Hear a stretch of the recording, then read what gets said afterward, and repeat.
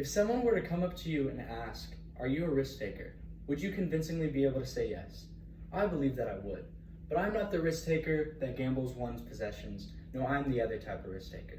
The risk taker that doesn't really know what being a risk taker is and actually is just an idiot. Let me explain. A couple years ago, my friends and I took a trip to Whitefish, Montana, where, according to explorewhitefish.com, is a great place to travel, explore, dine, and ski. Of course, skiing was my #1 priority, so my friends and I knew well of the skiing opportunities. But to our little expect, being from Texas and traveling to Montana, we were very unaware of how actually cozy and welcoming the place actually was. The first thing I noticed when I arrived in Whitefish, Montana, was how friendly the people were.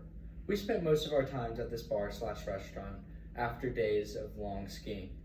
We noticed that the people were so friendly and they would tell our stories and we were willing to listen to their stories.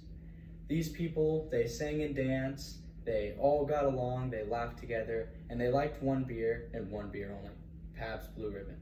Now this reminded me of so many small Texas towns, so being from Texas and being all the way here in Montana, it felt very welcoming and very cozy to me. Now, get back to my part about being a risk taker.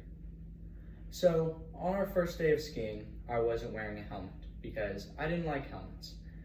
I was skiing all day, didn't have any problems, and one of the dads I was staying with came up to me and told me that I was ridiculous for not wearing a helmet because I could seriously injure myself even though we were only in snow.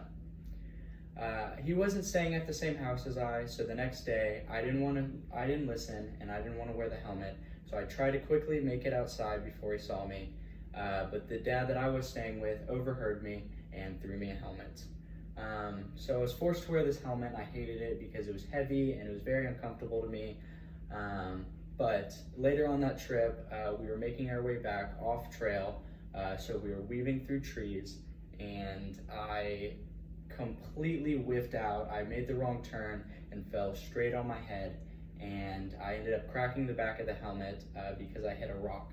Luckily for me, at the time, I was wearing a helmet, and I was perfectly fine, except for I had to readjust my bondings on my skis. Now, because of this helmet, I was able to experience a whole week's worth of being in Montana and experiencing new restaurants, new people, and just such a fun and entertaining and cozy environment. And I almost let my arrogance get the best of me, but luckily I was able to finally take responsibility and strap on that helmet, and I ended up having one of the best times of my life. So if you get the opportunity to take a trip to Whitefish, Montana, it is a great, not only for skiing, but also for hiking and just overall amazing restaurants. And never let your arrogance be the reason why trips have to get canceled or plans get ruined or you end up just not having a good time. Thank you so much. I now open the floor to questions. He just asked me what was the temperature like. I made the statement earlier that they did have the coldest peak. The temperature was usually around -12 to -18 at the very top, which is ridiculous. And at night we'd be sitting in the hot tub and it'd get -4 just at the base. Yes. Okay, he just asked if I ski or snowboard. I'm a huge skier, and I've always has been. It's just a big part of my family. Yes.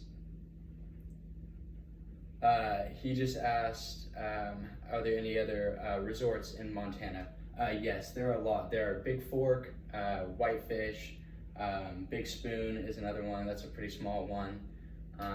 And then there's Tirchaway Bay.